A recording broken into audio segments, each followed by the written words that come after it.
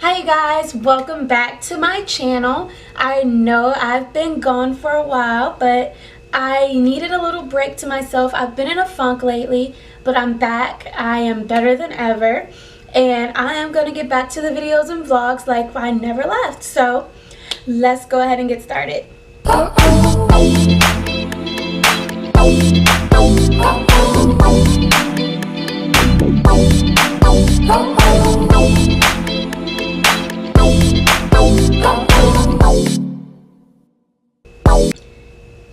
This video is going to be about one of the most common topics of people looking to become a flight attendant and what people need to know before they even think about applying. So these are going to be my top 5 things to consider before becoming a flight attendant. And I made some notes because I tend to ramble when I'm not organized, and for the sake of this video and for the sake of time, I want something that is not dragged out for 20 minutes like my vlogs. The shade to myself. But I just wanted something short and sweet and to the point.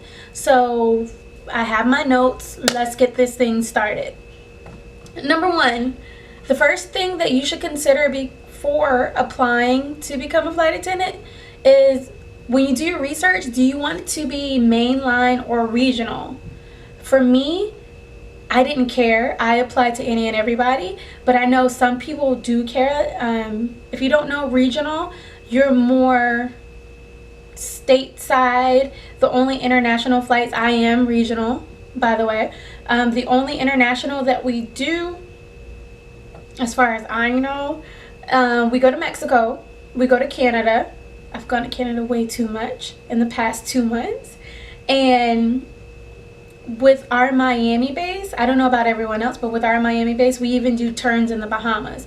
We don't stay there overnight just yet. I hope we do, so I can pick up a trip. But as far as I know, those are the international destinations that we have. Mainline, you're going to travel stateside. You're going to go to South America. If they go to Africa, you might go to Africa. I know you go to Europe for sure. If you're mainline and you want to tackle the big boys, you want to fly international, have those nice, wonderful layovers, go ahead and go for it. But make sure you do your research so you know whether you want to do mainline or regional. And even when you decide, research each company to see if they align with what you want to do and who you want to be with and the company you want to associate yourself with. Number 2. Relocating. Are you willing to relocate?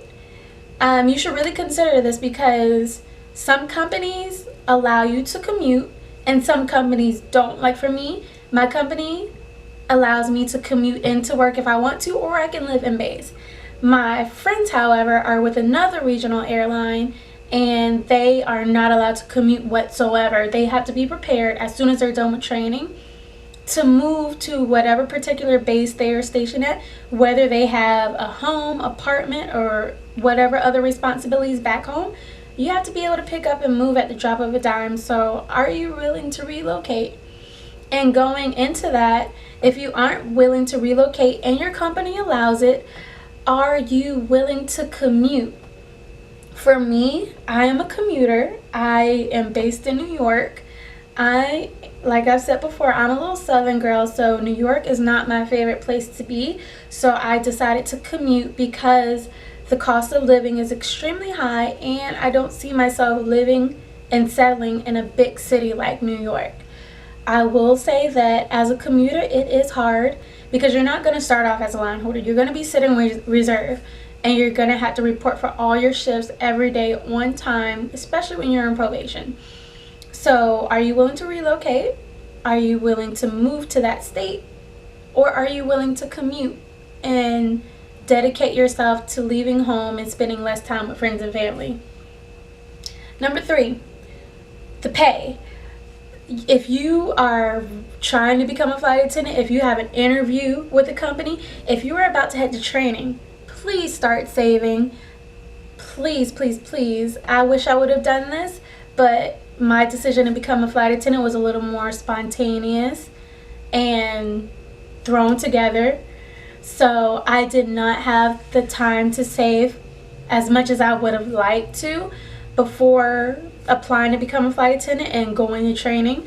I would recommend you save at least a couple $1,000s. I know some other people have said this too, and it doesn't seem realistic to some, but saving a couple $1,000s, at least $2,000 to $3,000, is very reasonable, and that's on the low end.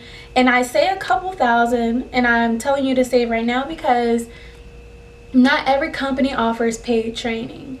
Not every company is going to reimburse you for the time you've spent at a training facility. So you're gonna go, and when I say that, when they're not willing to reimburse you, some people don't pay you during training, but you may get a check after training, and some people just don't pay you at all. So that's what I mean when I say they probably won't reimburse you for the time you spend at their training facility. Whether it's a portion of the pay or all of the pay, they might not do that. So please save. So you do want to save, because when you're in training, depending on the company, is from 4 to 8 weeks. So can you really go a month to 2.5 months, I'll say, without pay, and you have bills at home and you have other responsibilities, especially if you have rent, mortgage, car note, insurance, health insurance, or a child, or a family member that's depending on you besides a child, you can't afford to not save up money and go without pay. So for me, I had a car note, I had rent, I had a dog to take care of. I know it doesn't seem important, but my dog is like my child. So I still had responsibilities at home, and I didn't properly save. And I noticed that when finances started getting tight, it wasn't a good feeling. So that's my third thing, is pay. Please save, because even after training, you're going to be a new hire. New hires aren't paid that much coming out, or I'm speaking for myself. There are days where you're going to be tight on finances. There are days where you're going to be packing your lunch because you can't afford to eat out and commute to work and take an Uber to wherever they need you to go. It's just not going to happen. You got to be realistic. You got to start budgeting, and you got to really, really, really just plan ahead for the future, because there are going to be rainy days. Number 4, are you able to be away from family and friends for extended periods of time? I know personally, for me, I haven't seen my mom or stepdad since I graduated from training almost 6-7 months ago. Besides FaceTime and all that good stuff, I haven't seen them in person, face to face.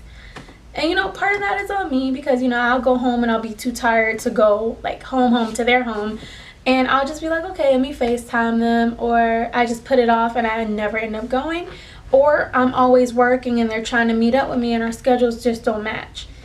Also, if you are living with a boyfriend or girlfriend, or you're married, can you maintain that relationship over distance? Because once you become a flight attendant, whether you're married, that's your boyfriend or girlfriend, you have a child, or just your family, like cousins, aunts, uncles, moms, dads, grandparents, whoever, everything becomes long distance once you make the commitment to become a flight attendant.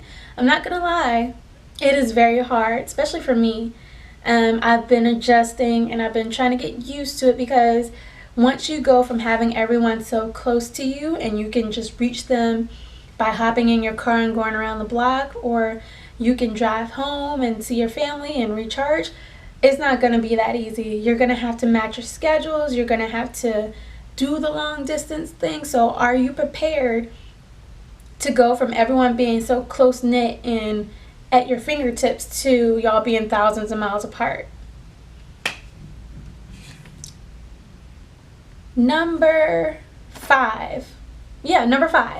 My last point of this video will be, are you flexible? Can you go with the flow? And when I say that, I mean, are you, for example, I'll use myself.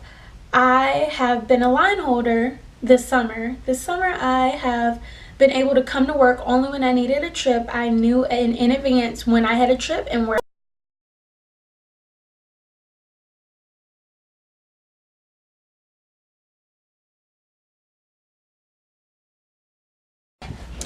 So when you're on reserve, you're sitting for at least 6 days waiting to see if they're going to use you. Can you deal with getting a trip and thinking you're going to go home after 4 or 5 days or however long your trip is, and they reassign you and you have to pick up another day or two and you just have to change all your plans that you've made with family or friends? You know, it happens. Can you deal with delays that push your trip back 2 or 3 hours and you miss a connecting flight that will take you home? Or all in all, this is just to show you that things aren't always going to go as planned. You're going to have canceled flights. You're going to have delays. You're going to have reassignments. It happens. So can you handle those punches that they throw at you, and can you roll with it? You know, those are just some things to consider before you apply or while you're in the application process to become a flight attendant. This video isn't meant to scare you. There are many positives that outweigh some of the cons that were listed, and they aren't really cons, they're just things to consider, because it's not always sunshine and rainbows. You're not always going to be laid up on a beach in some foreign island. It's just not going to happen. You have to be realistic. So these are my top 5 things to consider, and these are some of the things I wish I would have researched a little bit more before I became a flight attendant. So I really hope this helped you and gave you a little more insight on how it may be coming into this new lifestyle, because it is a transition and you have to fully prepare yourself for it. So I will see you guys later. I'll probably do a vlog behind this because I've been gone for so long and I just need to get back in front of the camera. So with that being said, I'm going to wrap up this video. I'll see you guys later. Don't forget to like, comment, and subscribe down below. If you're new to my channel, go ahead and subscribe. Welcome, welcome, welcome. I'll see you guys later.